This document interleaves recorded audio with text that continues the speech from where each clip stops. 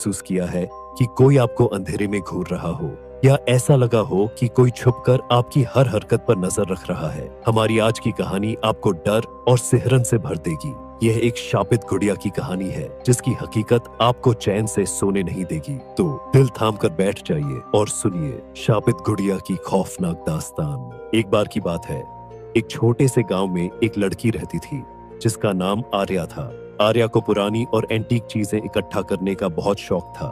एक दिन उसे गांव के एक सुनसान कोने में स्थित एक पुरानी दुकान में एक गुड़िया मिली। वह गुड़िया बेहद खूबसूरत थी। सुनहरे बाल, लाल रंग की पोशाक और बड़ी बड़ी काली आंखें जो अजीब तरीके से चमक रही थीं। दुकानदार ने उसे चेतावनी दी, इस गुड़िया को मत लेना, यह शापित है। जो इसे घर लाता है उसकी जिंदगी तबाह हो जाती है। लेकिन आर्या ने इसे मजाक समझा और गुड़िया खरीद कर घर ले आई। पहली रात जब वह गुड़िया उसके कमरे में थी तो अजीब अजीब आवाजें सुनाई देने लगी। कभी दरवाजा अपने आप खुल जाता तो कभी खिड़की। आर्या ने सोचा कि यह हवा की वजह से हो रहा है, लेकिन जब उसने आधी रात को जागकर देखा तो उसकी चीख निकल गई। गुड़िया उसके पलंग के पास खड़ी थी। उसकी काली आंखें सीधे आर्या को घूर रही थी। आर्या ने घबराकर लाइट जलाई, लेकिन लाइट झपकने लगी। वह गुड़िया अब हिलने लगी थी। उसके होंठों से हल्की हल्की फुसफुसाहट सुनाई देने लगी। तुमने मुझे चुना है, अब तुम मेरी हो। आर्या ने डर के मारे गुड़िया को उठाकर बाहर फेंक दिया। लेकिन सुबह गुड़िया फिर से उसके कमरे में थी, उसी जगह पर जहां वह रखी गई थी।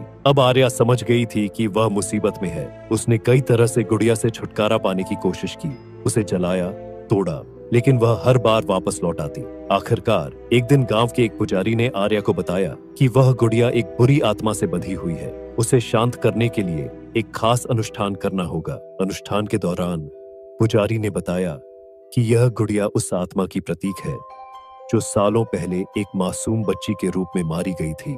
आर्या ने हिम्मत जुटाई और पुजारी के साथ मिलकर उस आत्मा को शांति दी।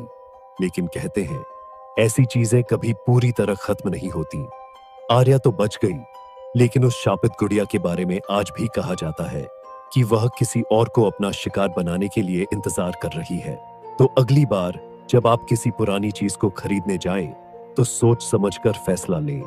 कौन जानता है कि वो चीज सिर्फ एक सामान है या किसी भूतिया कहानी की शुरुआत। याद रखिए, अंधेरा हर किसी का सच नहीं दिखाता। वो जो लाल वाला बटन है उसके साथ स्कैम करो या फिर महफिल जमाओ, मुझे नहीं पता, बस क्लिक हो जाना चाहिए। अब मैं भी जा रहा हूं, मुझे पार्क में स्टंट्स मारने जाना है।